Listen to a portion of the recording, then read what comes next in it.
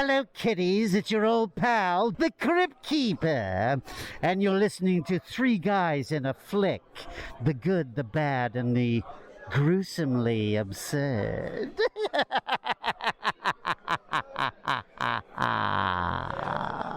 Ladies and gentlemen, please take your seats. The show is about to begin. You need to listen to me. The world's a hungry place, a dark place. I've only met 2 or 3 people like us. They died. When I was a kid, I bumped into these things. I don't know about magic. I always called it The Shining.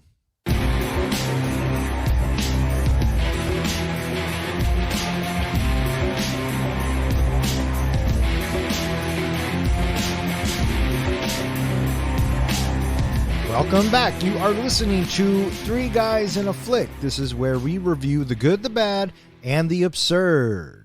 Tonight's episode, Dr. Sleep. Beware spoilers. Coming to you from the Overlook Hotel. Hey, wait a minute. Haven't we been here before? Or did we ever leave?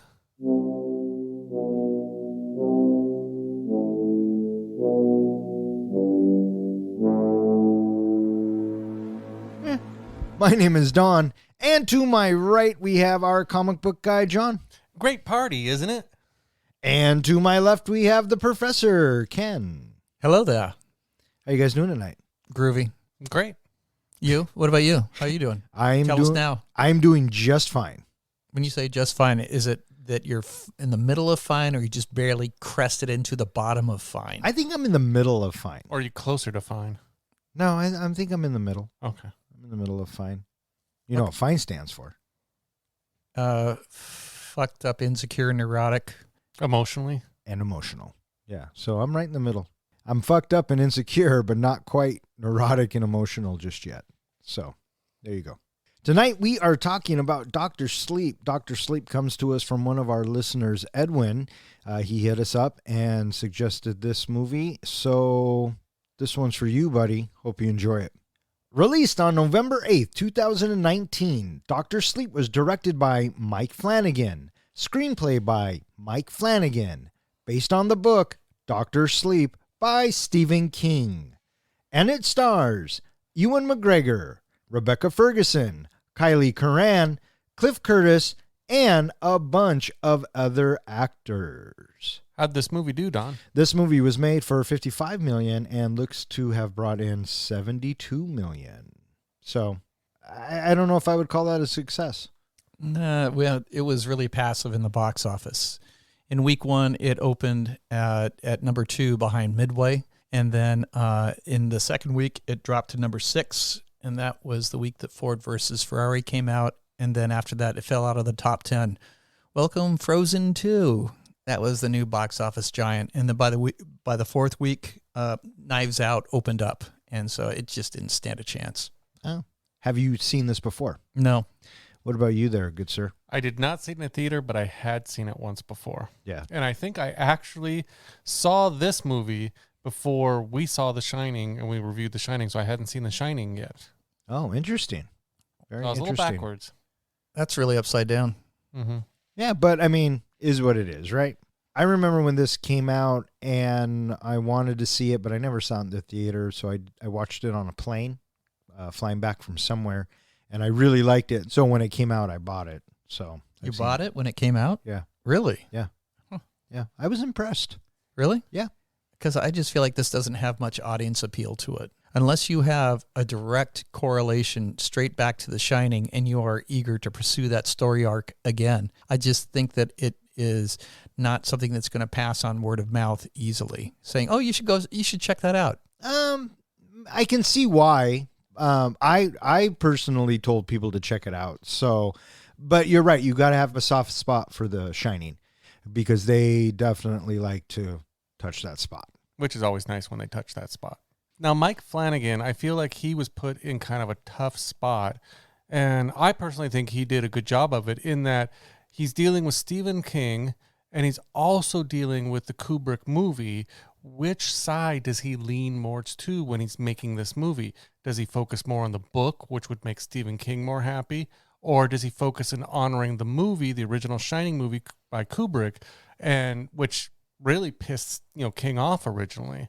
How do you think he did on balancing those two aspects? I thought he did a fantastic job, because you cannot ignore the Kubrick movie. You cannot. What about the book? Have either of you read the book? Dr. Sleep? Yeah. No. I haven't either. But I do know at the ending of The Shining in the book, the hotel blows up, right? It burns down. But that's not what we got in the movie. So what Mike Flanagan does is he takes the climax of this film and he destroys the hotel the way it was meant to be. That makes King happy. Yeah, so that was to honor the original book ending. Yeah. So, and I'm not sure, it can't end like that in the book, because in the book it shouldn't exist.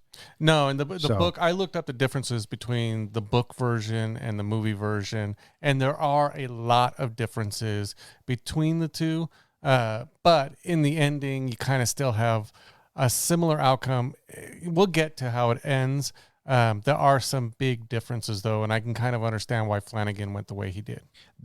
The biggest thing that I noticed was that it was a sequel to the 1980s movie. And I've always known that it ends differently in the book and in the movie. So I knew that he had to incorporate that somehow. And I thought he did a good job honoring both. How about that? What do you think, Professor?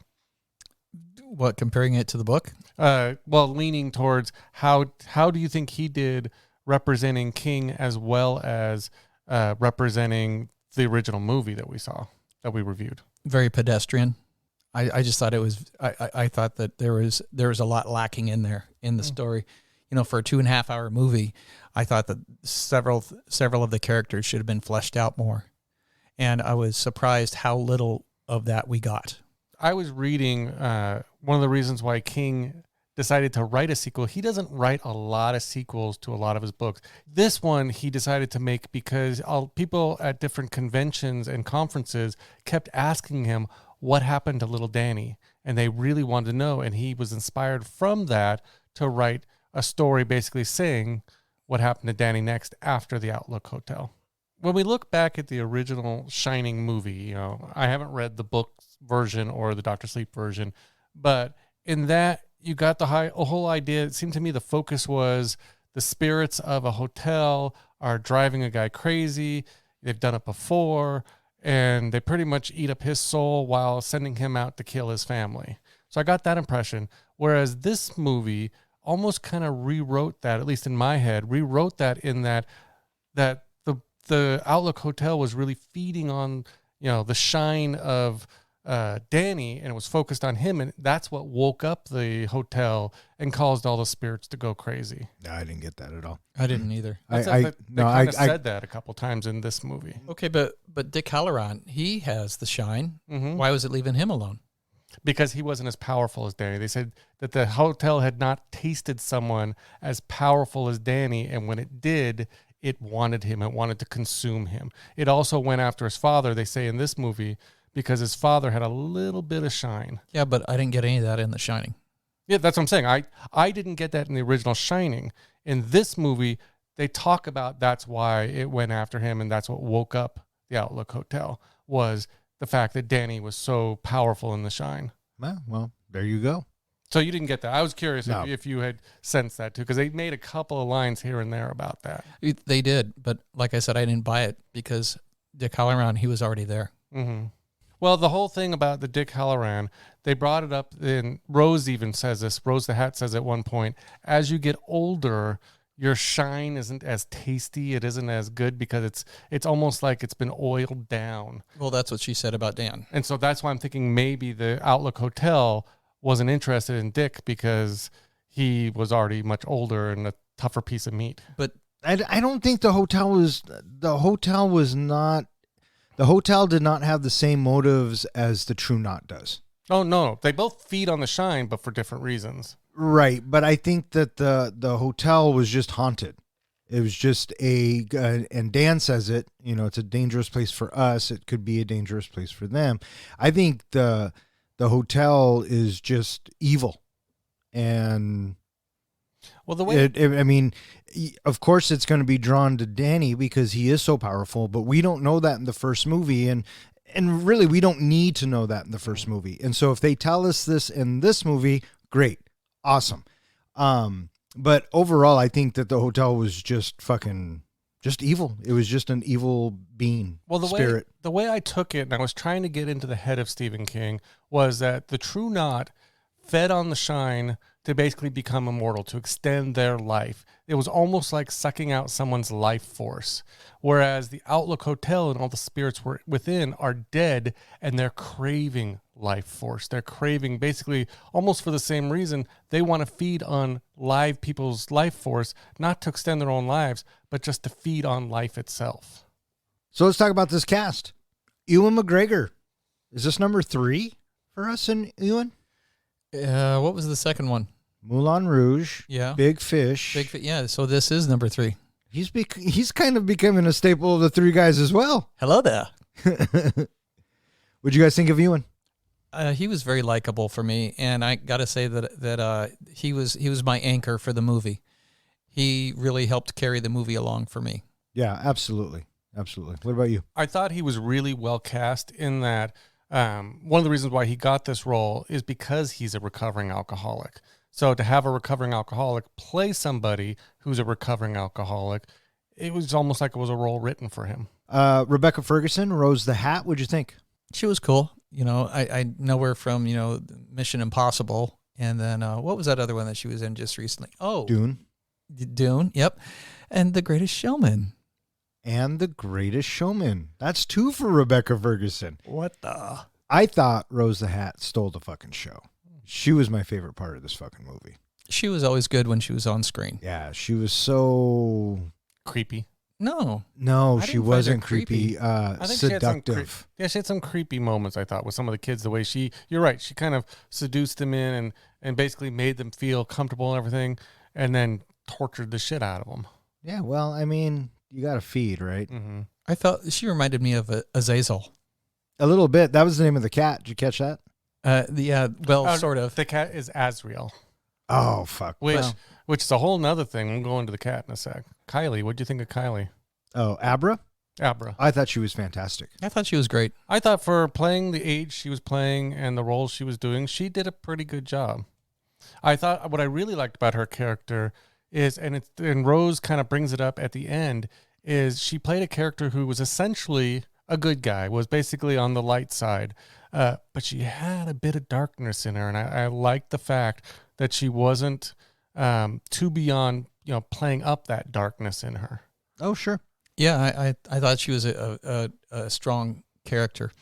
The curious thing about this with the movie, though, was, is this supposed to be her story or Dan's story? Because the movie kind of flip-flopped back and forth on that, and I wasn't quite sure if this is supposed to be whose story this is supposed to be. Sure, I can definitely see that. It does. I don't want to call it tonal issues. I felt that this movie had some pacing issues while watching it, and I can definitely see how you would ask yourself, whose story is this? Because it's kind of split right down the middle. Yeah. So for me, I felt this is really Danny's journey. Did I say journey? Hey, dude, don't blow your load. Not yet. But I do feel that this movie is really Danny's journey, start to finish, but also kind of an origin movie for Abra, who I feel like they're almost setting up to go on to do something else in either another book or another movie, that they're building her up to be this big character. So it was like an introduction to her, but an origin and a finish for Danny.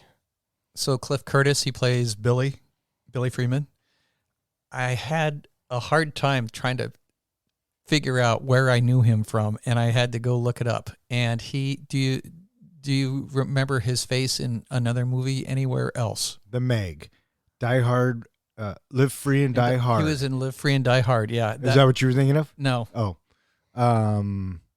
he's been in a lot of stuff. Yes, I've seen him in a few things. I can't recall which ones. He took me back to, because the way he looked, he took me back to, he's Training Day, and they have the shotgun on Ethan Hawke there in the tub. Yeah.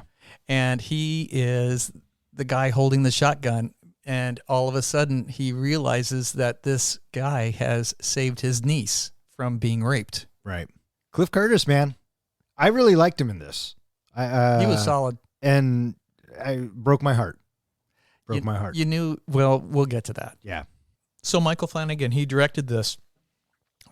have not been familiar with this guy before, and I am pleasantly surprised that some of the things that he has done before are things that I haven't seen, but I have heard good things about. In particular, he is responsible for Midnight Mass. The wife speaks very highly of this show. And then before that, he also did Dr. Sleep.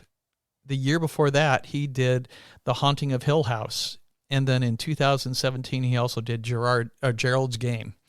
And these movies, these series, Midnight Mass, Haunting of Hill House, and the movie Gerald's Game, he uses the same cinematographer and the same music people, the Newton brothers. And so he has this troupe that he really likes to work with, which coincidentally also reflects in the cast. He has a reoccurring people that follow him around. Probably the strongest one that followed him around, which I was really surprised about, is Henry Thomas. He's been in a lot of Mike Flanagan's projects. Yeah. But yeah, the whole group, the True Knot, with the exception of Crow Daddy, all of those other characters have been in other productions of his. Oh, well. Yeah. Even his son, I think, is one of the True Knot. Oh, is he? Yep. Yeah. One of the things I read that Mike Flanagan is famous for, and he gets pulled into these movies for, is for his ability to really get you with the jump scare. Was there any points that you recall in this movie that you kind of jumped out of your seat a little bit? No, I didn't have any. I actually wrote down one for me, which was when they do the flashback to Jack and the axe on the door. I didn't see that coming, and it did freak me out for a sec. Oh, did it? It made me jump. So I was pretty proud that he got me with a jump scare. Nice. So I just want to talk a sec about The Shine. Did you guys, either of you, get kind of vibes of like Force, Star Wars type elements in this whole Shine thing? If you really thought about it, then yeah, you could. Because, I mean, it's all the same. Mm-hmm. You know what I mean? I just thought it was interesting that, you know, there's a kind of a light side and a dark side. You got good Shine users, you got bad Shine users. In Star Wars, it's either, you know, you're a pacifist or you're angry and you go toward the dark side.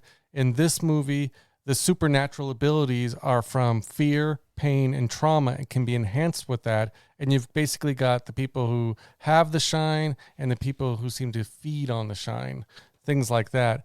One of the interesting things I read is how much the Shine has appeared in other Stephen King books with other characters. For example, in The Stand, Mother Abigail was quoted as saying, "Prophecy is a gift of God, and everyone has a smidge of it. My own grandmother used to call it the shining lamp of God, sometimes just the shine." So going back and looking through his various books, you can kind of think of it this way, you know, being the idea of trauma and fear really either brings it out or enhances it. You got Johnny Smith from the Dead Zone. He had head trauma, and then all of a sudden he's clairvoyant and can see the future. You got John Coffey from the Green Mile, who's able to heal people. You got Charlie with, you know, her pyrokinetic ability in the fire starter. His father was also referred to as a pusher, so maybe either they had artificially enhanced Shine or just artificial Shine. You got Danny from The Shining and Dr. Sleep. You got Ellie Creed from Pet Sematary, who's able to speak to people in her dreams. And then I thought this was interesting, talking about the Losers Club in It. It is actually mentioned, and I believe Stephen King has even talked about this in an interview, that each one of them in the Losers Club had some degree of Shine, and was one of the reasons why Pennywise was drawn to them. So there's an example where Bill and Beverly communicate telepathically through the ritual of Chud. Stephen King points out that as they're actually using the Shine to do that. I love how Stephen King, you know, uses that in his entire shared universe. Is it trivia time? Well, I got the questions if you got the time. In our continuing pursuit to crown a master of movie trivia, I have prepared a series of questions related to the movie we are reviewing this episode. Please wait until I finish each question before answering. In 1980, what did Violet say she was leaving the camper to go do? Look for flowers. Oh, fuck. I think that's it. I'll give it to you. It was Pick Some Flowers. Yeah. He's What? going to give it to you. What number is on the door that young Danny stops at in the Outlook Hotel? 237. The same one it was in the first movie? Yep, 237. What number ball does Danny grab during his bar fight? The A9 ball. Do you have a guess, Professor? 6. It was the number 13. 13. 13's also orange. 6 and 13 are orange. Oh, well. What movie is Andy watching in the movie theater?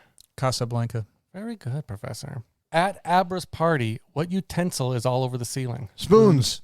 Very good. What is the name on the side of Rose the Hat's RV? Annihilator. Rosebud. Winnebago. Vengeance. Oh, yeah, it is. When talking to Andy, how long does Rose say it's been since they offered anyone a deal? 40 years. Yeah, almost 40 years is what she says, so correct. How old does Andy say she is? 15. Very good. How much is the room that Danny is staying at when he gets to Frasier? $85. A week. Yeah, you both get a half point for that. What is the name of the cat? Ozzy. Azazel. It's Azzy or Azrael. Kind of an interesting thing about the cat we mentioned earlier is if you know who Azrael is the name of the angel of death, which is interesting because the cat can predict who's going to die. Now, on set, they had problems with the cat. So do you know what the nickname that Mike Flanagan gave to the cat? Asshole. Little fucker. Asshole was the name of the cat. Oh, does he get bonus points for that? I will give him a bonus point. Oh, for that. for fuck's sakes. How old was Dan when his mom died? 20. Yep, very good. And the final question. Finish the phrase. Eat well, blank. Live long. And Very- prosper. Very good. I want to actually say I think you guys tied this round, so that leaves Ken still ahead by 1. Congratulations, Ken. Whoop-de-doo, Basil.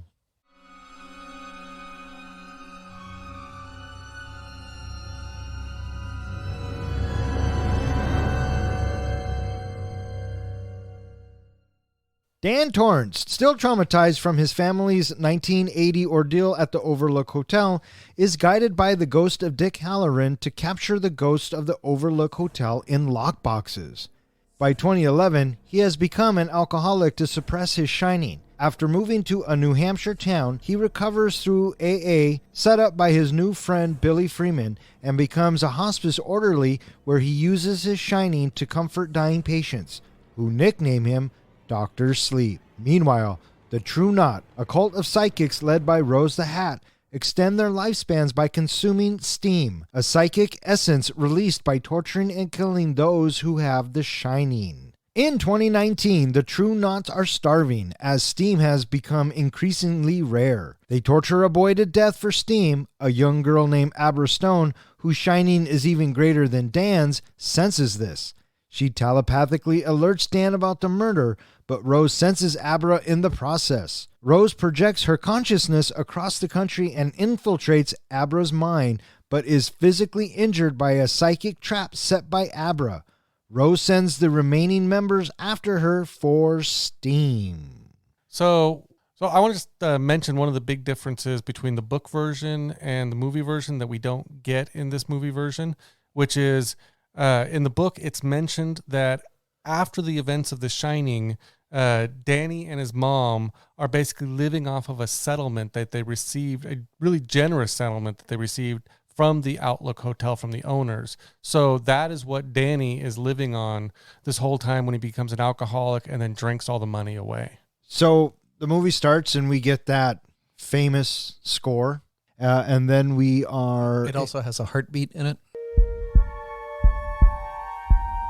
There was a lot of heartbeat in this one. A lot. Yeah, you roll your eyes when you say that, and I'm agreeing with you. There was a lot of heartbeat.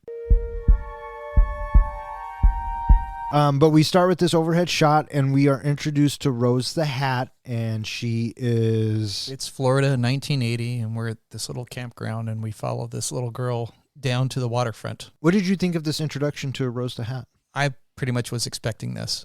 It felt a little bit Frankenstein to me. That's exactly what I thought, too. the Frankenstein's monster is at this waterside when a little girl comes up with some flowers and he ends up drowning her. Yeah, I thought it was a good introduction. I mean, yeah, of course you were expecting it, but I thought it was really creepy how when the little girl would turn and There's Crow Daddy. all of them, And really. Then, and then she turns again, then they're all there. Yeah. And I thought that it was really effective, and I felt absolutely horrified for that little girl.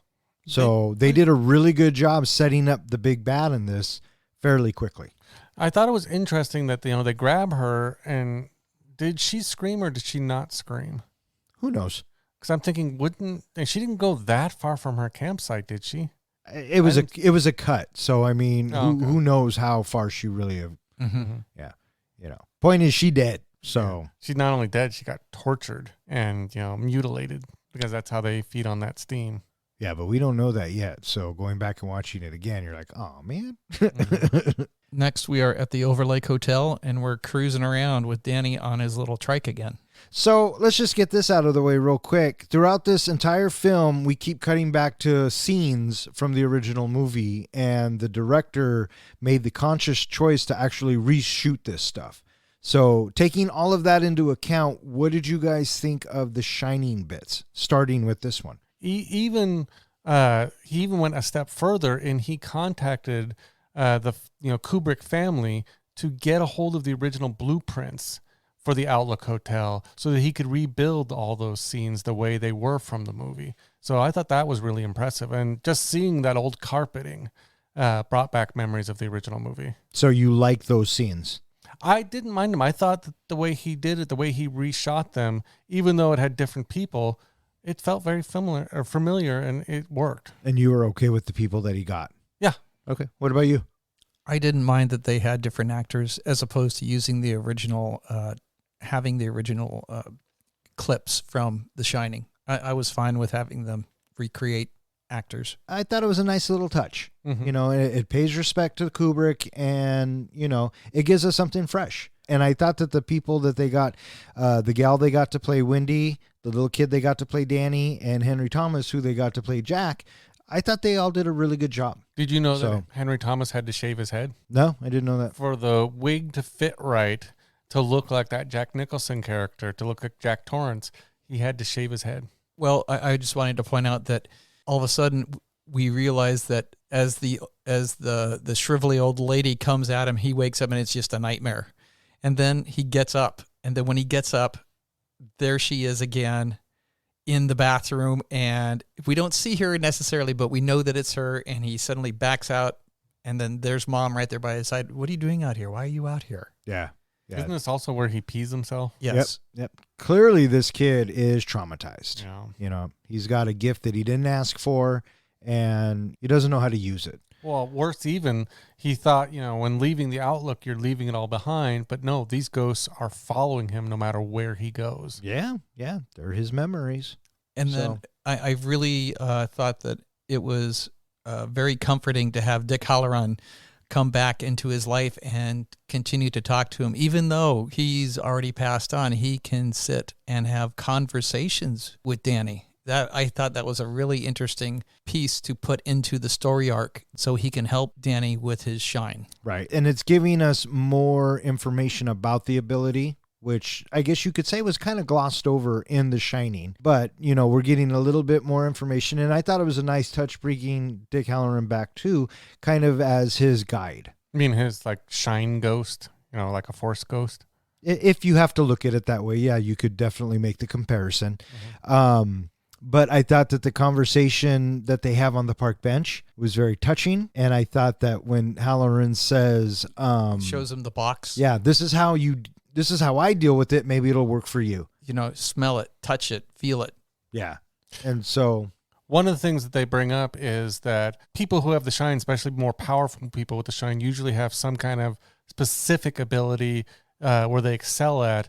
And for Danny, we find out that he can talk to the ghosts. He can talk to supernatural people, and they're drawn to him. One of the interesting things, and I don't know if it's brought up here or brought up later by Dick, but there is a little bit of foreshadowing where he basically just spells things out saying, I'm going to help guide you like someday you're going to help guide someone else. Yeah. Back at home, they are watching television, and then all of a sudden, Danny looks down the hallway, gets up, goes straight to the bathroom. We see the woman in the tub, and he closes the bathroom door. And then the next shot you got is we are in the outlook maze in the snow at night, and we see the chest, the box that is quite similar to the one that Dick had showed him earlier. And then he comes out from the bathroom and he sits down with his mom. It's like, oh, okay. Yeah, and he says something. This is the first time he's talked since Right. the Outlook. Flash forward to New Jersey, 2011, and we see Dan has not aged very well, very gracefully. Yeah, and he wakes up from a night of debauchery. A one-night and- stand. Probably. And what'd you guys think of this whole bit, him being drunk Dan and trying to get out of the house? We've all been there. Yeah, you turn around and there's this kid in the fucking hallway. I felt like this was supposed to represent his lowest point, his lowest moment. We're witnessing, obviously, he had a really violent fight the night before. I mean, beat the heck out of a guy with a pool ball. And now he's stealing money from a mother of a little baby. Whoa. She stole his money first. He didn't see it. And doesn't Dick bring that up? You didn't see her do that. Well, No, he where do doesn't you- bring it up. He just tells her don't. Well, where do you think she bought the drugs from? Well, that's what he says. Dick just says, don't steal from her, Doc. Yeah. Getting into his conscience. But I thought it was important that Dick Halloran was there at this time in his grown-up life, which shows us that he's probably been hanging around more or less with Dan, trying to keep him from doing terrible things. Yeah. I had to wonder, how long had Dick been hanging around that night, and what was he exactly watching? Well, that's what the dead do, right? They just watch the living. Mm-hmm. So use your imagination there, guy. Exactly. So we're introduced to Snakebite in the theater, which is she's just Andy at this point. And we have Rose the Hat and Crow Daddy sitting a few rows behind, kind of witnessing what looks like an older gentleman trying to get with a young girl that he met online. Yeah. Is that the impression that you got? He's a perv. Yeah. That's what was happening. Yeah. So, but she has this special power. She's a pusher. She can push. And she makes him pay. And I like how Crow Daddy's like, this is my favorite part. Watch this or this. And Rose doesn't seem too impressed at first, but then her interest really peaks. And they don't want to kill her. They want her to join the True Knot because they haven't had a pusher in a while. And then after that, we are introduced to Abra. Anniston, New Hampshire. And she's just a little one, and it's her birthday. Did you get right away that Abra was short for abracadabra? No, I did not. It wasn't until close to the end of the movie the first time I watched it. It hit me. I was like, oh. I thought it was interesting. A lot of times in these movies, kids have these abilities and they hide the abilities. This one, the parents knew right off that she was special and had these abilities. You're right. Usually the little kid or the whoever has to hide it, but now it's out in the open. Mm-hmm. So I really dug seeing all those spoons upon the ceiling. What the fuck? I know, right? Abracadabra. Because she told that fucker, I can do that too.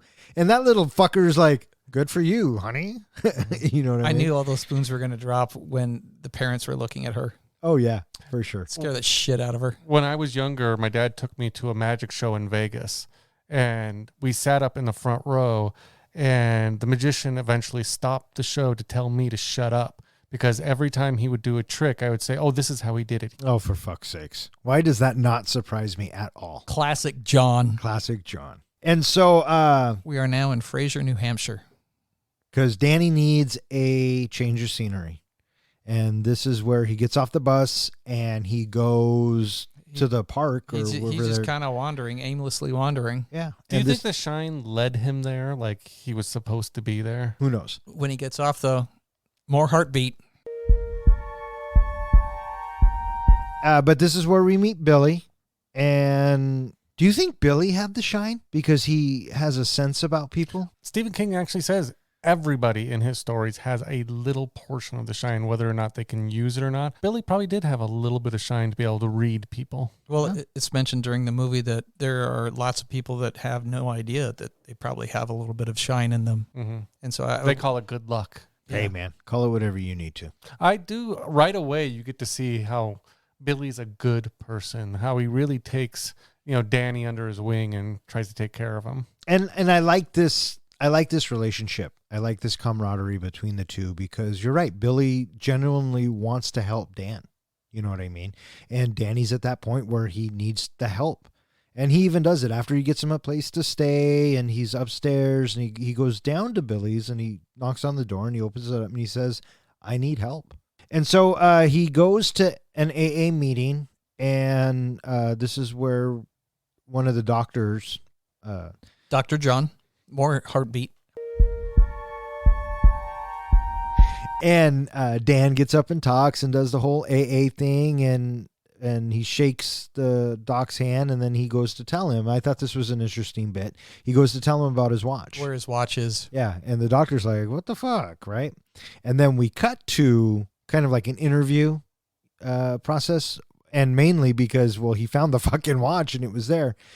Did you notice what room he was in? I did not notice that. I read about it later, but I did not notice that. That was the first thing that stuck out to me. You know what it was? It was the fucking window behind the dock. Okay. It looked so familiar to me, but same as Professor, I had to read about it. So really? Tell the listeners. Yeah. It's the same office that Jack Nicholson was in The Shining when he was in for the interview. Yep. In the meantime, we get to watch this little ritual happen for Snakebite Andy, where she is given the steam of our little Violet from the beginning of the movie. I had to rewind it because I wasn't sure if I heard Rose the Hat say this one was called Violet, and that just kind of creeped it up just a little bit more. She didn't say that it was from Violet, but she says it smells like violets. Yeah, well, I mean, come on. Could it be any more clear? Yeah, pretty much. So one thing I didn't catch in that part, but I did catch in later parts, is that Rose the Hat's costume was supposed to have elements of all the kids that she's killed. They're supposed to be like worked into her, things like bracelets and little things like that. And then if you notice later on in the movie, they even kind of reference this, is that the vials that they keep the steam in, or little canisters that keep the steam on, all have something connected to it that's related to the person that they killed. So I was looking for that. Was there any like violence or flowers connected to the canister that she was using for Violet? The only canisters I thought that didn't look normal, I guess, is when she opens up the cabinet. There was like 3 on top that had stuff hanging from them. Yeah, one of them had a Weebelow's kind of Cub Scout. Yeah, well, I mean, whatever it was, but all the other ones down below, I didn't notice if they had a trinket on it. There were 7 down below, and they didn't have anything. So, and I'm not sure if Violet's had a trinket on it or not. Yeah. But they open it up, and I mean, come on, it's just they're just another version of a vampire, right? She had to die to become alive, right? And so Andy is part of the True Knot, and she even gets her name, Snakebite Andy. Yeah. We also have this moment where Dan wakes up from a nightmare and there are flies. Come to find out that it's the gal that he had that one night stand with, suddenly in bed with him. And then in between them is also the little boy, the little boy that, he gave the Cheetos to, or whoever that was. I don't know why that was put in there. Curious thing, but, talking about the bit about the flies that comes up at the end of the movie, I thought maybe it had something to do with that. But still, why would mother and son be dead? I don't know. I had a theory on that. My theory is that so much time has gone by that maybe that mother has OD'd and the kid ended up dying for whatever reason. And like I said earlier, the supernatural are drawn to Danny. So he is seeing these supernatural mother and baby. And it's his conscience. And I think his conscience has a lot to do with that too. But you do bring up a good point with the flies, and I think they are referred to as death flies because he brings it up later on talking about his mother at the end. And this is another thing that connects us to the Green Mile, in that these are supposed to be represented by the same flies that come out of John's mouth. We have a moment now where it's at night at the facility where Dan is working, and we watch Ozzy the cat run up to a door and pushes his way inside, and we get our first introduction to Dr. Sleep. it was a very tender moment, and I thought they did it really well. And it kind of makes you think a little bit. I thought at first, every time he went into somebody's room, oh my God, this is going to be slow. This is a scene that's not needed. But I agree with you, Don. They were very, very touching moments, and it almost felt like, gave you the impression Danny has found where he's supposed to be, and he's found what he's supposed to do. And I'm glad that you said that, because we got that from this scene. Yeah. I don't think we needed to keep going back there. And I'm with you, Professor. I think this movie is probably 20, 25 minutes too long. He gets back home and we hear the heartbeat start up.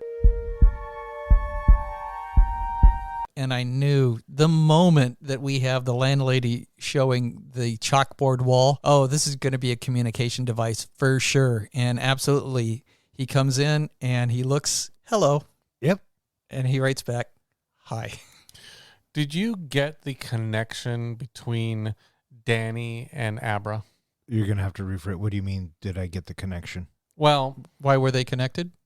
later on in the movie, she refers to him as Uncle Danny. She tells him, just pretend to be my uncle.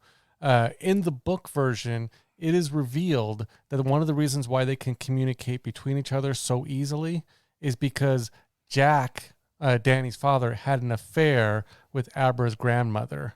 And Abra actually is related to Danny. He really is her uncle. Cool. So that's just another one of those little book references that they kind of left out. But Flanagan worked it back in by that scene later on. Gotcha. Flash forward, it is 8 years later. We have 8 years of Dan, more or less turning his life around and leading a kind of sort of a happy, quiet little life. Yeah. And we also have probably at the same time the True Knot continuing on being the True Knot. Yeah, absolutely. And Dan's getting his 8-year sobriety chip, and he kind of gives it up to his dad and this, that, and the other. And when he comes back to his room, Abra has said hi again. Morning. Yeah. Yeah. And he even referenced, he goes, wow, I haven't heard from you in a while, pen pal. He says, been a minute, little pen pal. And then he writes back on the board, school, with a little smiley face inside. Right. Yeah. Get to school. Get to school. That kind of gives you impression, too, that they have talked a lot, though, because he knows her schedule. He knows that she, is a young girl. He knows that she's obviously late for school. During this time, we are also exposed to a serious issue that is happening with Rose the Hat and Crow Daddy, that there is a dwindling supply of steam for them, and everybody is getting hungry. Yeah, the steam is depleting. Yeah, the world is a little less bright. Right. They blame it on cell phones, Netflix, drugs, they blame it on everything. And, as the world evolves and crumbles, so does the steam. And so there's a real concern going on in the True Knot. So they're constantly looking, and they're looking for someone who has the good steam. And this brings us to, I would probably have to say, this is probably one of the most disturbing scenes I've seen in a movie in a long time. And I'll even throw it up there with that splitting scene of Bone Tomahawk. And it's not because it's overtly graphic. It's because of the way it's played, the dialogue, the shot selection. And I'm going to give it up to that little fucking kid. That little kid can fucking act. You know what I mean?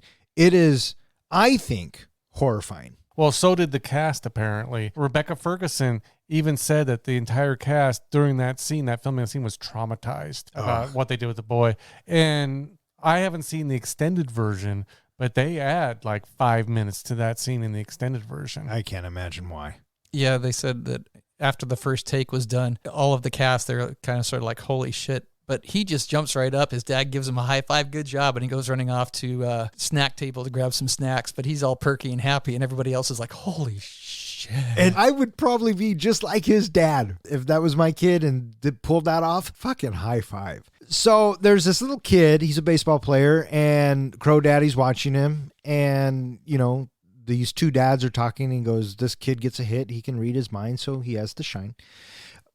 But I think the first question that I had, even watching it the first time, was what kind of parents make him walk all that way? And that was a big, long road. And there was cornfields. I mean, there was nothing there. Yeah. And how come no other teen parent could give him a ride home? Yeah, what's up with that? See, now I'm just getting angry because I know what happens to the fucking kid. Well, why wasn't his parents at the game? Why wasn't his parent? Okay, well, that one I can understand. But still, why not arrange for this kid to get home? I don't know why. I remember the first time I watched this movie and the van door opened up as the kid's walking. And the kid's like, no, I'm fine. I'll walk. And the van opens up the door and you see Andy and she's like, get in the car. And I thought, oh, well, he just thought she was cute and got in the car. I didn't get right away that she pushed him. Oh, yeah. Yeah, but that was her job. So we know as the audience, nothing good is going to happen. I honestly, in the first time I watched this, I was kind of expecting some kind of, Andy's character was going to turn on them, or Andy's character was going to have a come to God kind of moment where she was going to come back to the light side, and that maybe they were building a kind of a third storyline based around Andy. No, Andy turned out to be a real bitch. Yeah, I don't know what movie you were watching, but yeah. She was irredeemable from the start, I guess. Pretty much, yeah. So I guess it's a ritual, right? And they pin this kid down, and Rose the Hat says, the more scared you are and the more pain you have, the more pure the steam is. So they're mainlining steam. The kid asks, are you going to hurt me? And she's like, oh, yeah. Yeah. I mean, she's very upfront with him, which I think makes it even more horrifying. Well, here's something to think about. And Rebecca Ferguson talked about her character and her costume and everything. Did you notice that there was a big hat pin in her hat? No. According to her, the usefulness for Rose the Hat was she takes it out and she puts it under the fingernails of little children to cause them even more pain during that whole steam process. Yeah, awesome. So there was even more thought out about how to torture these kids. Okay. Yeah, thank you for not showing us, I guess. Yeah. I am still a firm believer of less is more, and just the little blood spurts that would show up on him. And I think what really sells it is after he's dead, they have to push on him to get the remaining steam. Oh, so morbid. But while they're torturing this kid, somehow it contacts Abra. And so Rose the Hat senses it, and she's telling Crow Daddy as they're burying the body, there was something out there. There's somebody big. watching us. And then Dan wakes up. He's awakened because of the shattering of the chalkboard. There goes his deposit, right? Probably. And red rum, right? Why does Abra turn the R backward?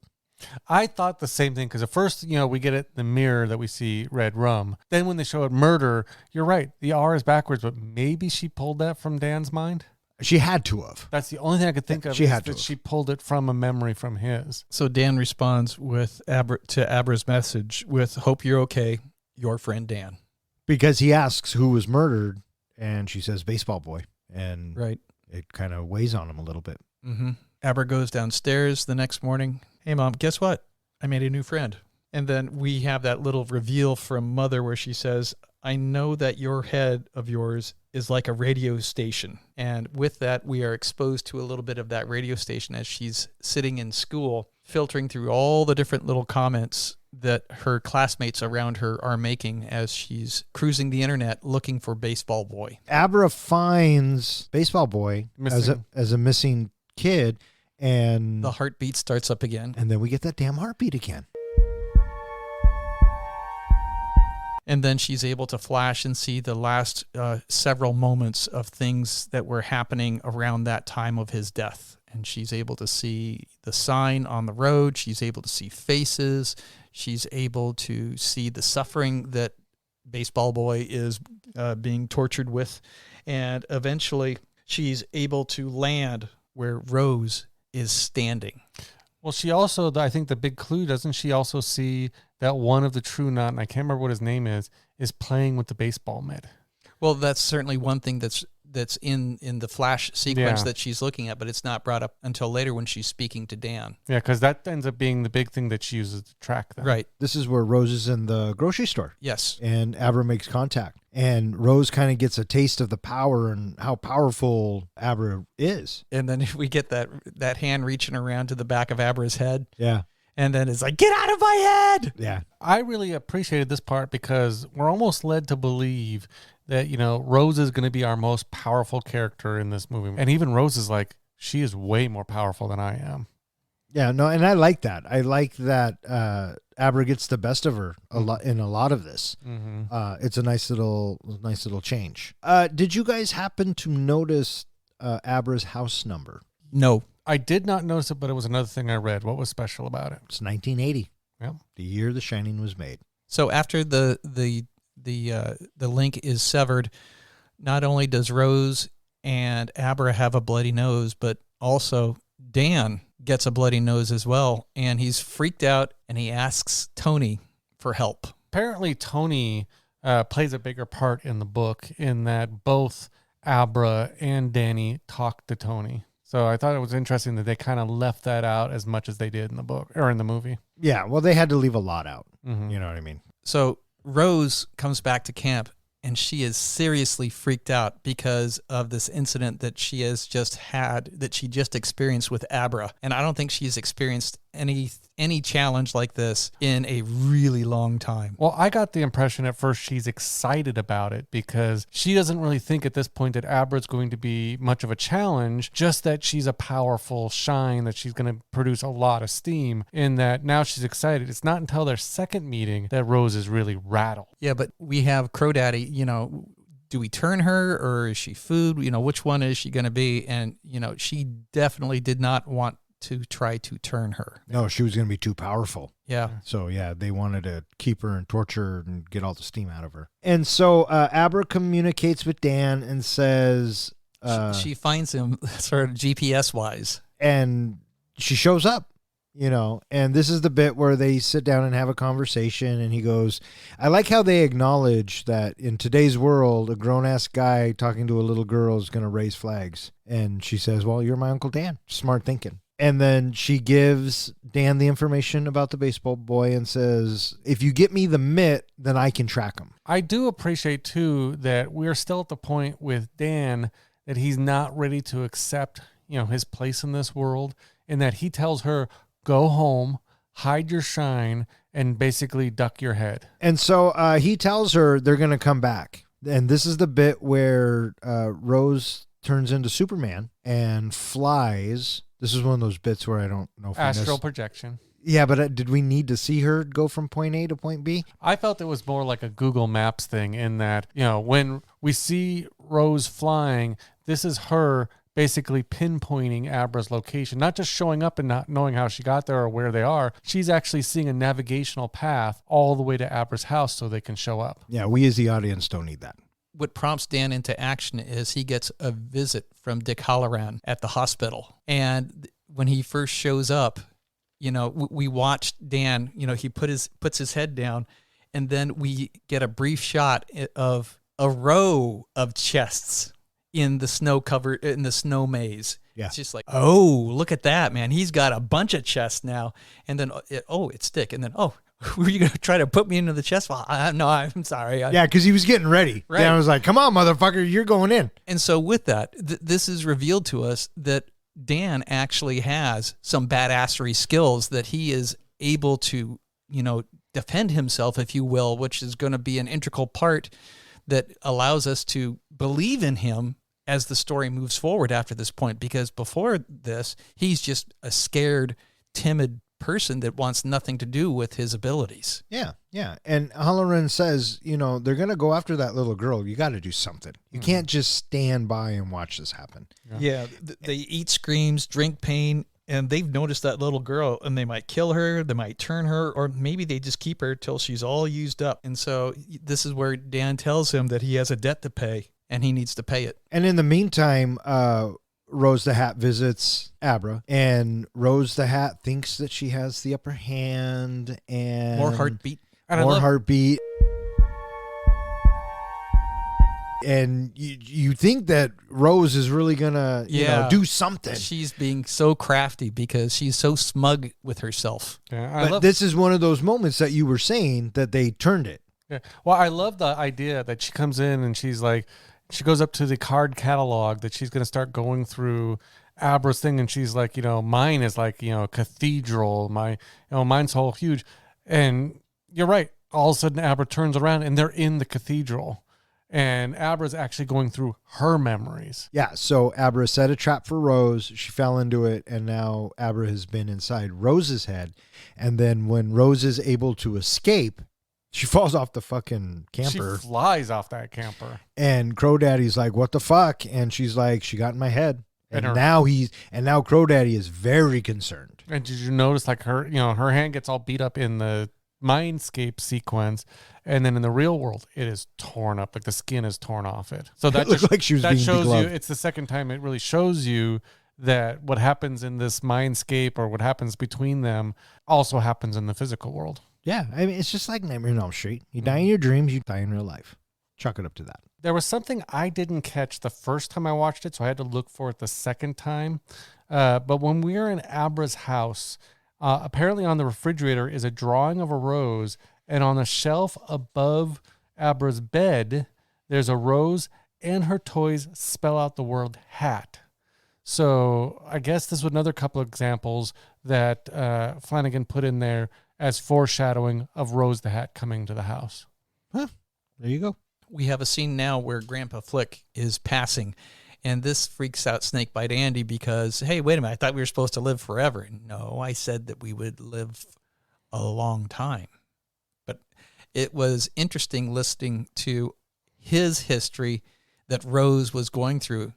He's been around for a long fucking time. Holy shit. Since the Romans, I think. I like how she said, you feasted on kings, queens, and princes and all that. So the True Knot's been around for a long time. Mm-hmm. Which makes me wonder how or why was he with her, which is what I think is a shortcoming of the movie, is we don't really understand the abilities of the rest of the group. And we sort of see the abilities of Rose, sort of, and we have experienced Snakebite Andy's push. But other than that, we know that Crow Daddy seems to be some sort of a tracker of some sort. We don't know how or what his little technique is, but the rest of them, we know nothing about their abilities. Apparently it's spelled out more in the book. Obviously. Yeah, which a couple of things that they show you is, first of all, each person is almost dressed in a garb that's supposed to represent the time period that they came from. And you're right, each person has a special ability with the shine that makes them an asset to the team. Clearly. I got the impression that maybe Grandpa Flick was the oldest one of that team, and that maybe he's the one who brought Rose the Hat into the group. And then Rose eventually became the leader because she was the most powerful. Yeah. Anyway, it was I think a shortcoming of the movie that we don't have these other characters fleshed out to know what their abilities are, because I thought for sure we were going to see something eventually when we have Dan confronting all of these other people. What is he going to have to be confronting? I didn't care because the True Knot to me was Rose the Hat and Crow Daddy. I knew that everyone else had an ability. They brought in Andy for a very specific reason, and they showed us whatever. It's fine. And the way they have that confrontation later, I really appreciated, because it was just more stuff that we didn't need. Even though I really enjoyed it, it was just a lot, and it was. Yes, it was. This content was kind of overfilling and kind of drug in a lot of places, and I think by us having to know what all the other abilities were, it didn't matter to me. I totally get that, and because it doesn't propel the story forward in any way. Well, all we need to know is that they're True Knot and they need the steam. Yeah, that's how I see it. One of the biggest things I got from the scene was exactly what is said, which is they're not immortal, they can die, and they do have weaknesses in the fact that we see Flick die. And I thought it was an interesting way. I mean, they kind of had him, I don't know, he was kind of like changing into a corpse-looking thing every so often, like it was weird splurts all over the place. Yeah, kind of like when sunlight hits a vampire. Yeah, I thought that was kind of weird, but I thought it was so interesting. They're all so sad that he's passing. For about 5 seconds. And when he turns into the steam, what do they all do? They just boof, Yeah. right? I mean, that overhead shot. Holy shit, yes! but you knew it was coming. You had to know it was coming. Yes. I thought it was like when they put the crab legs out at the buffet in Vegas. Oh, there you go. And so now, because Halloran said you got to help her, Doc, Dan decides to go check on the little kid, and he enlists the help of Billy. And what a good fucking friend. You know, in the middle of the night, they get in the car and they drive off.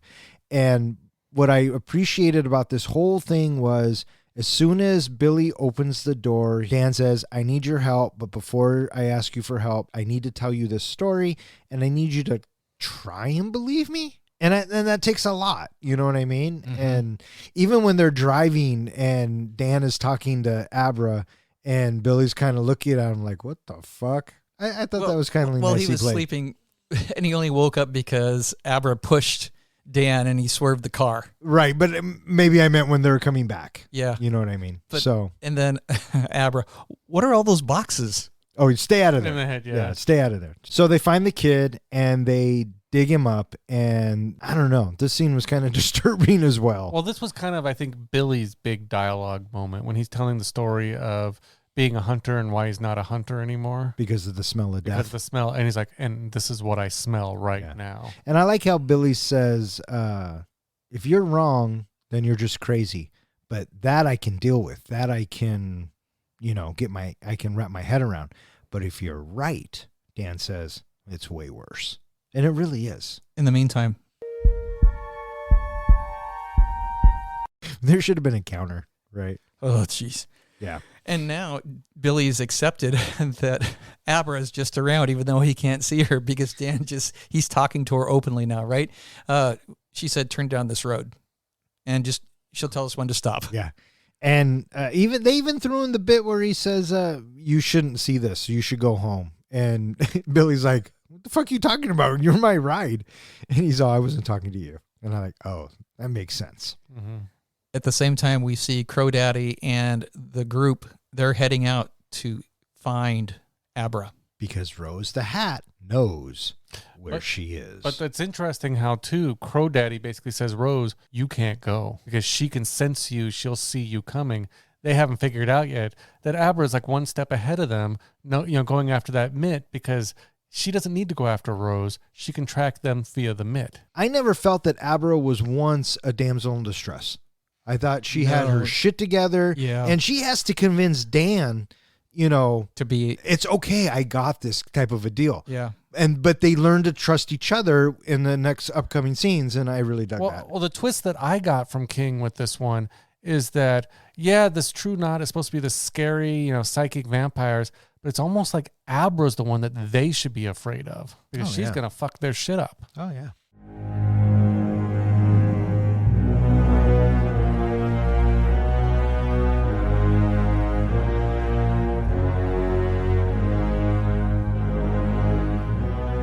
Abra informs Dan about the True Knot. Although he is initially skeptical about stopping them, he changes his mind and recruits Billy and Abra's father, Dave, to help. They successfully kill most of the group except Rose, but Billy and Dave are killed and Abra is captured by Rose's partner, Crow Daddy. Dan shines into Abra and saves her from Crow Daddy, killing him in the process. Dan brings Abra to the Overlook as a last resort, believing it will be equally dangerous for Rose. He starts the hotel's boiler and explores the dormant building, awakening it with his shining. At the same time, he has visions of his time at the hotel. Rose arrives at the Overlook and overpowers Dan in a fight, but he saves himself by opening lockboxes in his mind and releasing the Overlook's ghost. Drawn by Rose's power, the ghosts overwhelm and devour her before turning on Danny and possessing him in a bid to try and make him kill Abra. After a brief moment where she cuts through his possessed mind, he tells her to save herself before the hotel overcomes him again. He goes to the boiler room, but regains control before the hotel can make him deactivate it. Before he passes out, Dan sees a vision of himself as a child being comforted by his mother, Wendy. Abra escapes as the Overlook burns down and the authorities arrive. Sometime later, Abra speaks to Dan's spirit, assuring him that she is fine. Dan comforts Abra, telling her to shine on and not to hide her gifts from the world. She shares to her mother that she has been conversing with Dan and her deceased father and that they are okay. Abra later encounters Mrs. Massey, the ghost of the bathroom in the Overlook's room 237, in her bathtub. She confronts it and closes the door behind her. Roll credits. So I think this is kind of where the movie picks up and slows down at the same time, if that's possible. It's also where we get the big gut punch. Yeah. Abra knows that the True Knot's coming for her. And Dan is like, all right, enough shit. You need to tell your parents. You need to get them involved, which I thought was really smart of him. Because in a lot of movies, we leave the parents out of it. Yep. You know what I mean? And so, the dad reacts how the dad's going to react. And he comes outside and he's like, what the fuck are you doing with my daughter? This, that, and the other. And Dan says, I told you to show him. And she says, well, I told him. And you can see Dan going, that's not the fucking same thing, right before he gets hit, right? But Abra shows her dad what she can do. And obviously he's freaked out. But at least now he's on the side. And now they need to come up with a plan. And Dan has a plan. He's going to try a trick. And I like when Abra says, you mean magic? And she gets that smile on her face. And then she gets the baseball glove. And then, so interesting to be plopped into the middle of their vehicle. She's riding with them right now, and she's surrounded by them. It's interesting that, I guess maybe it's because Rose isn't there, but none of them could even sense her. Not even Crow Daddy, who's supposed to be this tracker, could sense that she was there watching them. Yeah, no, that's how powerful Abra is, and that's how I took it. And she figures out where they are, and so she knows that they're coming. Mm-hmm. This is one of the bits that I kind of had a problem with as a father. If I know that these freaks are coming, why are we still at the house? She can astro project from anywhere in the world, right? Why are we not at a Holiday Inn or a Hilton Inn or something, right? And why isn't Dad more prepared? Yeah. So anyways, that's just one of my little gripes. Well, my question too is if maybe when she's astro projecting, she can't sense what's going on around her, but why wasn't she a better protector of her own father? Come on, man. You're asking this little girl to do a lot. She's astro projecting over here. She's making the True Knot believe that she's real. This little girl's got a lot on her plate. What'd you think of the scene with Billy and Danny just offing each of the True Knot members? I really enjoyed this scene because there were so many of the True Knot. During this whole movie, I'm trying to think, how are these two, maybe three, Billy, outnumbered like this, going to take on all of these people, right? But what they came up with was brilliant. I did like it that if you shoot the True Knot, they die. And what sold it was every time one of them got shot, it would cut back to Rose and she would feel it. And so she knows she's getting screwed. You know what I mean? Mm-hmm. Because Annie comes up and says, you want to sleep? And the astro projection of Abra's like, I want to sleep. And Andy even says, I thought she was supposed to be this big badass thing, and this was super easy. And then it turns out she was drugging her poor stuffed animal. So what'd you guys think of this whole bait and switch? It was satisfying to see them level the playing field so quickly. What I really liked about this scene is, again, we talk about the big twist, the big turnaround, in that usually when you confront, I'm thinking of like the movie The Lost Boys or anything, when you're confronting the big bads, there's a big, bloody battle scene going on where the bad guys fight the good guys. No, again, one step ahead of them, and they're dispatching them right and left without them even using their shine powers.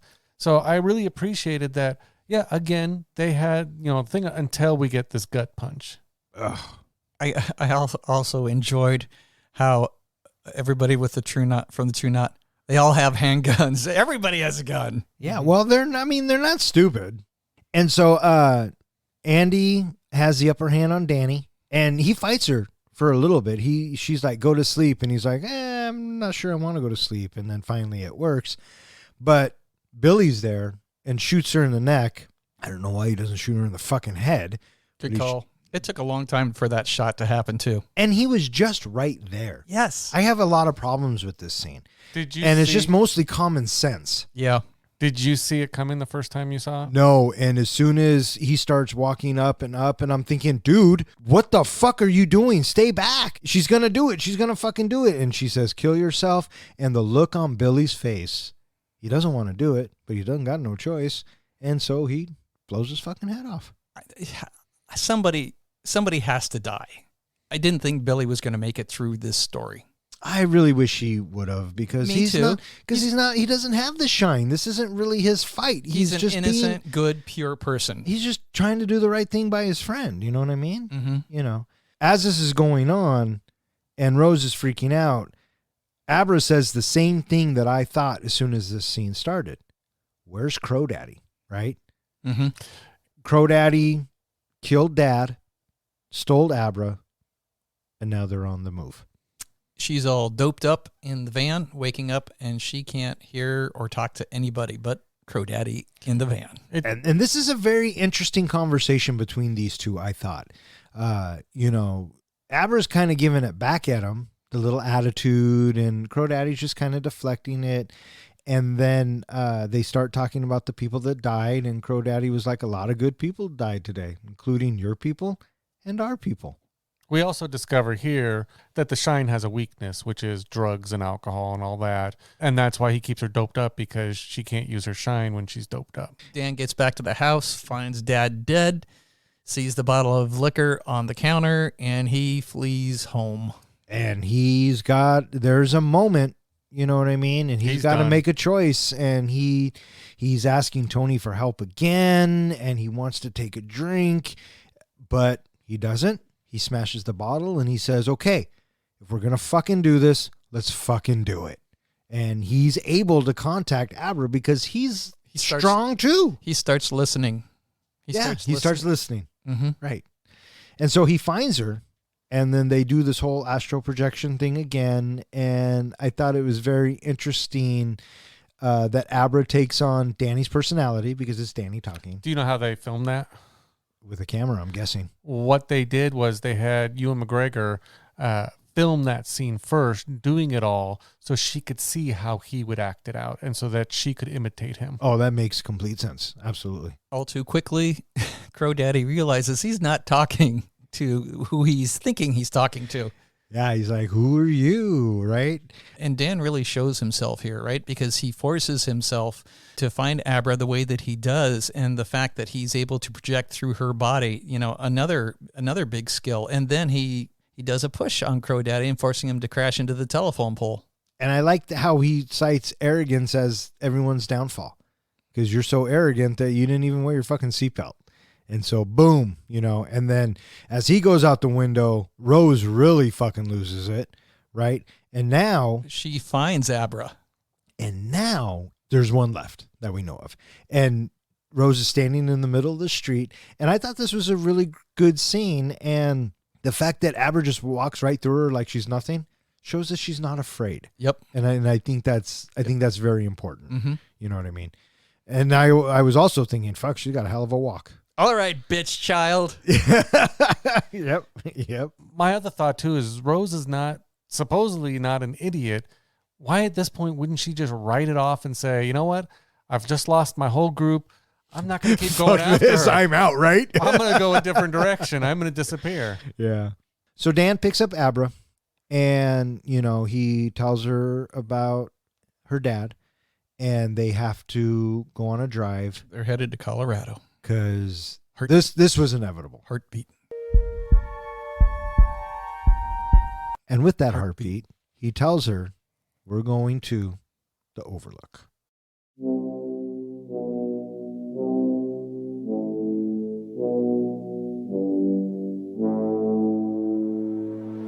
What'd you guys think of this whole thing? I like the moment during the car where, oh, it's my mom.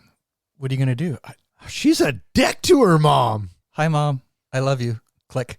Drops the phone out the window. And so they have this plan, and they go to the hotel. And, I think it's smart of Dan to say, you stay in the car until we get everything going, because this hotel's fucked.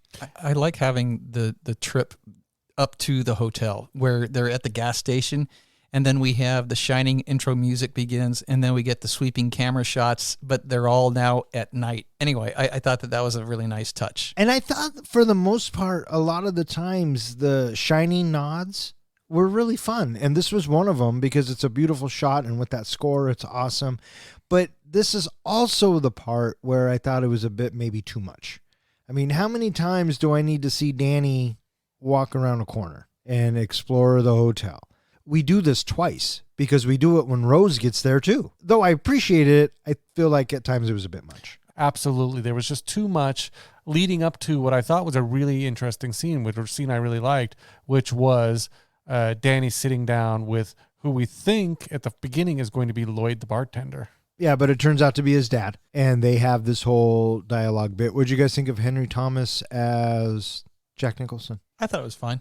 Yeah, I thought they pulled it off. I Yeah. thought they did a really good job with it. I mean, they got the hair right. They got the mannerisms right, Yeah. and they got the overall feel of it. So yeah, I thought the scene was pretty good. And what I really liked about it is he not only gave off a Jack Torrance vibe, but he also gave off the same Lloyd, the bartender vibe that when Jack was drinking there during The Shining.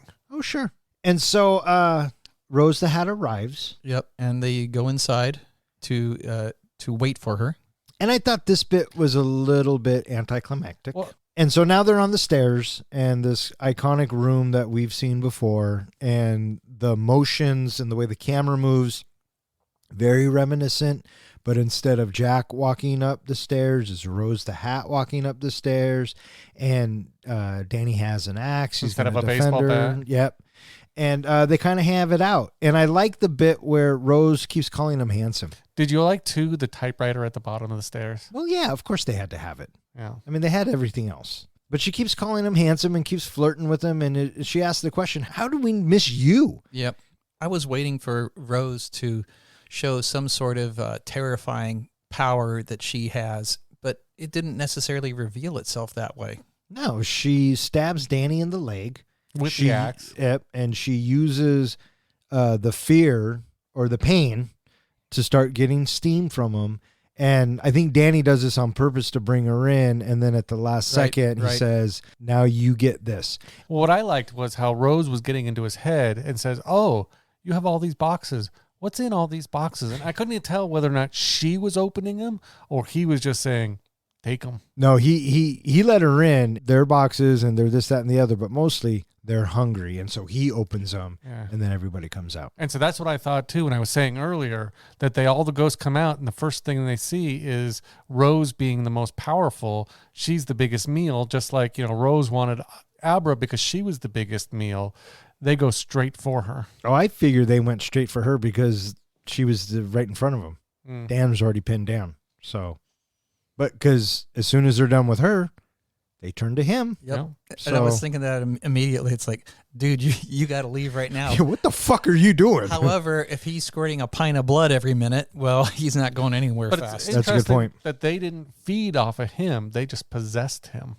The writing was on the wall. Mhm. You knew this was going to happen, and you knew that he was going to chase Abra, and you knew he was going to be going Abra like Jack was doing Danny. I mean, there was a lot of similarities there.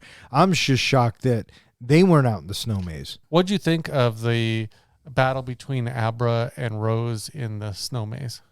I thought it was fine. A wee bit long. Well, Abra was But- kicking her ass. Well, yeah. Well, yeah, she was there.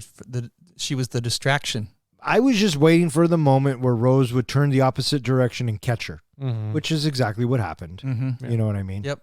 So when we finally get Dan catch up to Abra, and he's got the axe in his hand, I was kind of sort of surprised that he was still able to move around, just because I figured he was probably dead from the blood, but maybe he's like a zombie thing or something like that. Oh, sure. As soon as you get possessed, all logic goes out the window. And then we get the whole trope of, Dan comes back and tells Abra, you got to run. Love It's brings him okay. Do your thing, but you got to get out of here. And she does.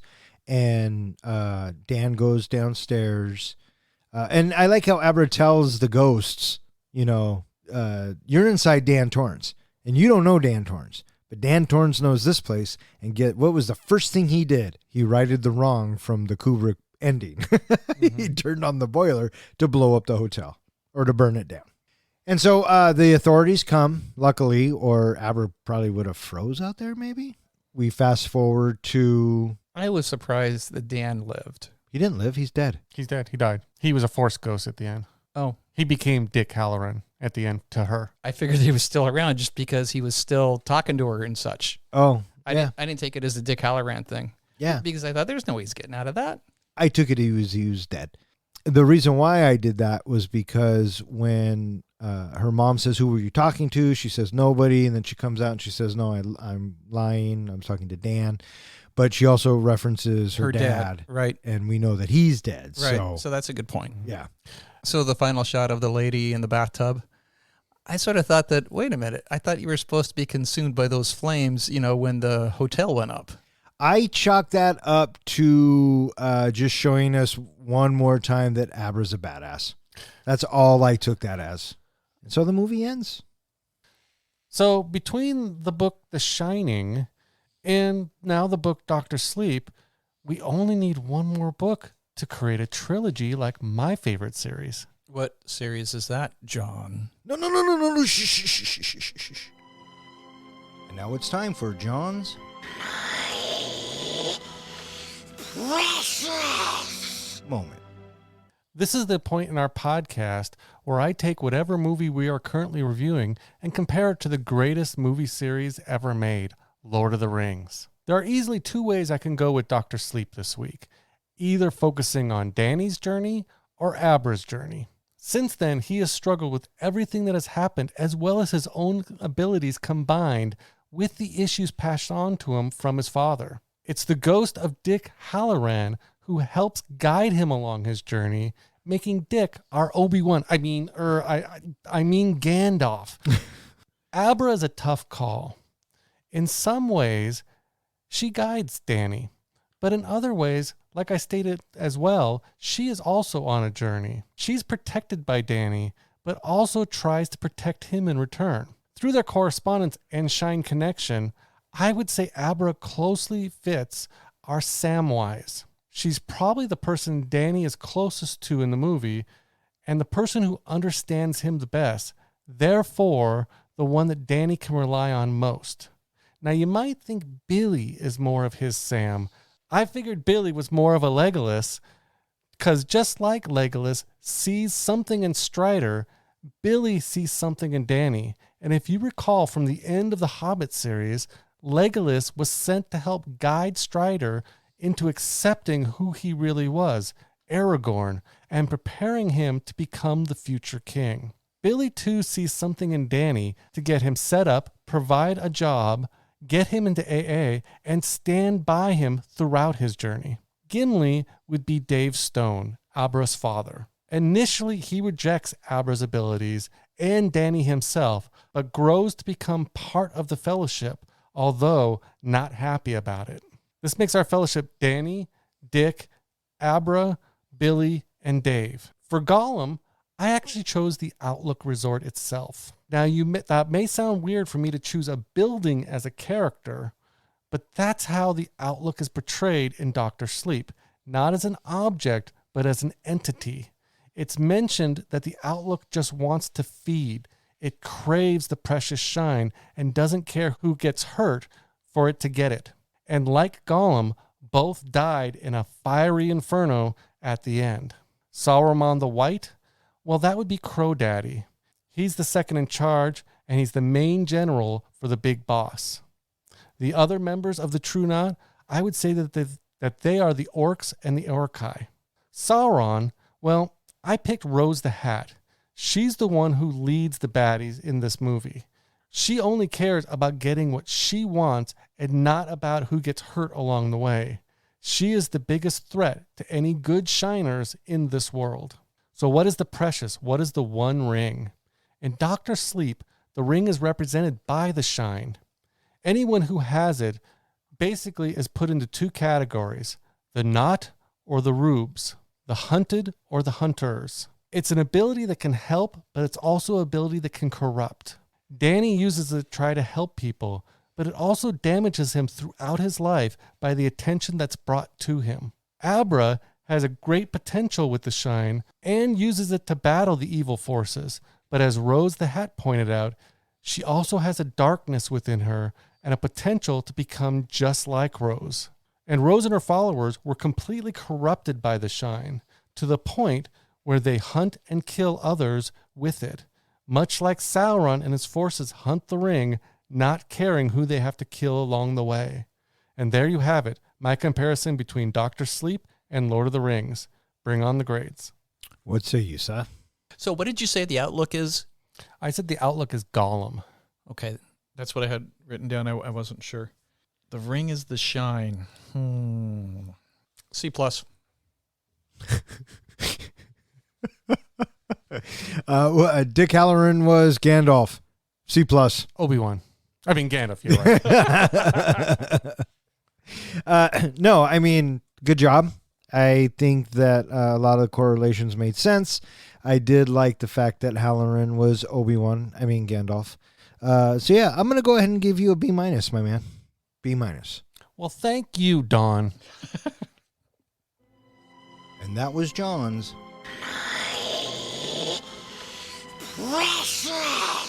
moment. All right, what do you guys think? You guys ready to rate this flick? I'm ready to rate this flick. John, are you ready to rate this flick? Shine on.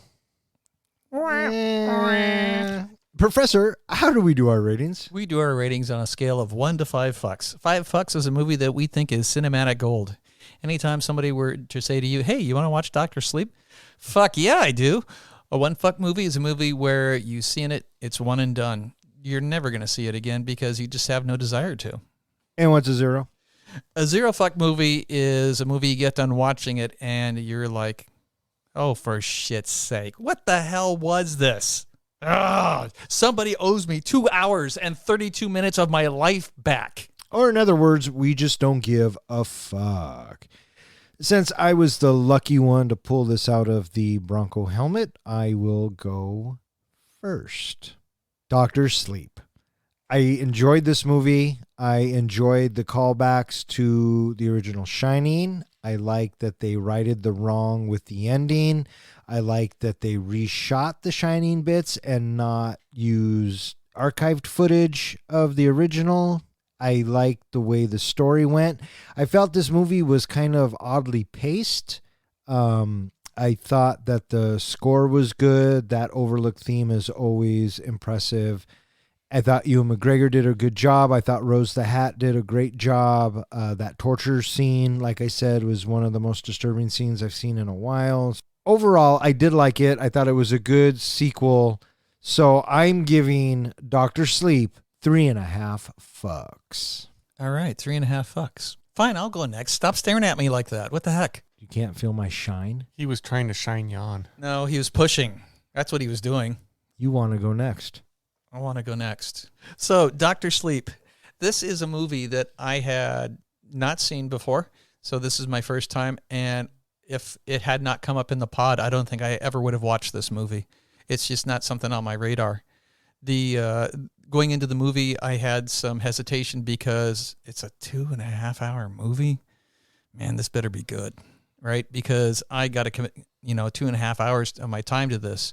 I felt comfortable going into it with Ewan McGregor and Rebecca Ferguson. These two characters that they have in the movie are good characters, and I think that they were developed well by Stephen King. The journey that Dan is on is something that I thought was developed well, and I appreciated having him come to terms with his ability to shine by the end of the story, and the fact that he was willing to accept that responsibility and to make himself shine brightly for the sake of the greater good. The greater good. We have Abra. Her character is a compelling character as well. It's disappointing that we have so much screen time between her and Dan, because I thought that, we have these two characters, and whose journey, whose story is this supposed to be? And having her in the story as much as she was, it was okay. And what I liked about her and her journey was her, I guess you could say, her sense of optimism. She was happy, she was confident, and she certainly seemed to carry herself well with a lot of, I don't know how else to say it, except for she had this confidence, this poise, this moxie that she had, which we didn't necessarily know why she had that poise or moxie, but it eventually shows it when she confronts Rose the Hat.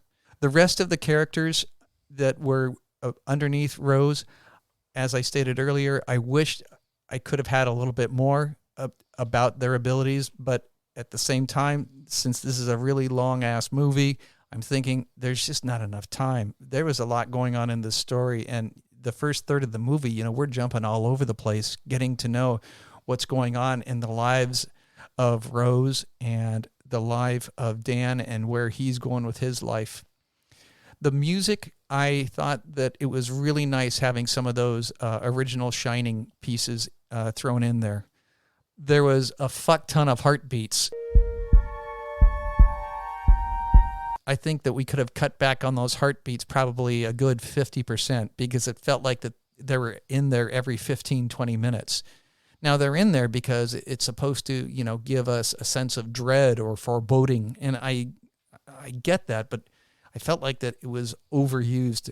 And I wish that I didn't have as much of that as I did. I never really understood what her specific ability is and how she is this seemingly immortal person. What was it that she did that kept herself alive all of these years other than surrounding herself with other people? Once it was down to just her and Dan and they were confronting each other on the stairs, I was expecting her to do some sort of little voodoo, hoodoo, smoke and mirrors thing, other than just being able to, jump around and look for different people when she chose to do that. That was the only skill that I saw her having. So I was a little crestfallen with her supposed abilities because it didn't necessarily flesh out for me by the end of the movie. The movie ending the way that it did, I was appreciative of that in the fact that it ends on more or less a happy place that Abra is in her life now, despite her father being gone. In the end, I think that this is a satisfying watch. I didn't necessarily know what to expect out of it. I expected a lot more jumps or horror-filled moments, and we do have horror-filled moments, but the tension that I watched in The Shining, I felt like was evident through at least 3/4 of the movie, and I didn't feel that tension nearly as much in this movie. But in the end, I'm giving this 3.25 fucks. 3.25 fucks from the professor. All right there, Rhyme Master Johnson. You're up. Would you rather me rap it? Oh, God, yes. Yes, Please, will you? Yes, please. Please? Yes, please. Please? Yes, please. Please? You got to give me a beat. Wait, how about just a heartbeat? And no, I'm not going to rap it. Before I start, though, you are on a hell of a streak. Would you like to guess what my rating is going to be? Top of my head, you are going to give Dr. Sleep Push it into his head. to 3 fucks. Is that what you're pushing me to say? 3 fucks. In the realm where dreams ignite, a film emerged, both dark and bright. Dr. Sleep, the title grand, unveiling horrors hand in hand. It echoes the tale of Shining's might, with glimpses of the past so tight. The overlook, a spectral lure. The secrets dwell, the souls endure. Danny Torrance, haunted by the past, his shining gift, a curse that lasts. With demons lurking, he finds his way. In the darkness, he'll have to stay. The band of travelers, they unite, feasting on essence, a dark delight. Their leader Rose, a mistress of dread, her hunger insatiable, a thirst widespread. A young girl Abra shines so bright, her powers fierce, a beacon of light. She calls to Danny, seeking his aid, to thwart the darkness, a price to be paid. The ending a twist, a bittersweet blend. Resolving the darkness, messages send, though it strays from King's original tale, homage and style, no details to fail. Performances strong, visuals grand, direction precise, a skillful hand. In this rhyme, my thoughts I reap, so for Dr. Sleep, 3 solid fucks I do heap. Ba-bam. With 3.5 fucks from me, 3.25 fucks from the professor, and 3 solid fucks from the comic book guy, that gives Dr. Sleep an average of 3.25 fucks, which puts it in the 20th spot, tied with Once Upon a Time in Mexico, Chef, Doctor Strange in the Multiverse of Madness, Roadhouse, and RoboCop. It is slightly better than Ratatouille, Galaxy Quest, Red Dawn, and is slightly worse than The Greatest Showman, Big, and Mallrats. All right, that is going to wrap it up for this episode of Three Guys in a Flick. If you would like to know which movie we are going to be reviewing next, you can check out our website. And speaking of which, hey, John, where can they find us? Well, they can always find us at www.threeguysinaflick.com, where we go ahead and post all of our podcasts, our show notes from every episode, blog articles related to each show, and you have a place on there that you can go and you can submit what you would like us to review next. You can find us at all of social media and anywhere that hosts podcasts. All right, I just want to thank Zach, Ronnie, and Jill for listening. Keep on listening. Thanks, Zach. Thanks, Ronnie. Thanks, Jill. And I just want to send out a special thank you to Edwin for requesting Dr. Sleep. We had a lot of fun watching it and reviewing it. We hope you had a good time listening to it. I also want to thank anyone else who has listened and or requested a movie. If you keep listening, we'll keep recording. For Three Guys in a Flick, I'm Don. I'm John. And I'm Ken. Thanks for listening.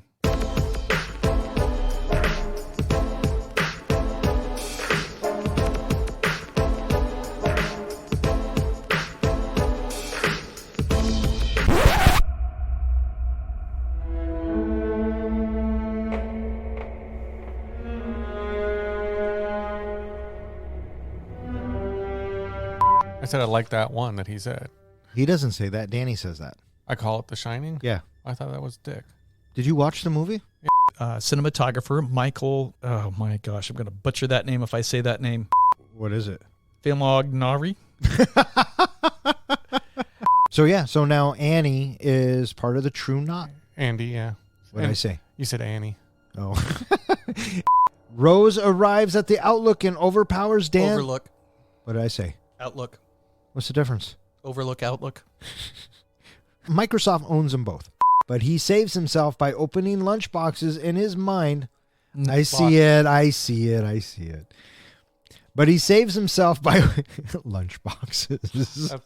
Tasty little snacks in those boxes. Yeah, no shit, huh? But I felt he was more of a... I figured he was... Legolas. I didn't say it yet. So, what did you say? Yeah, I feel like you could have used something from Snakebite Andy. My outlook is positive. No, now you're just an 8-ball and not the good kind. Speaking of dick, got a porn name? I do. Do you have one? Kind of. You go first. Dr. Sleaze. I was going to say Dr. Slut. Dr. Slut's not bad. Yeah. Professor? No.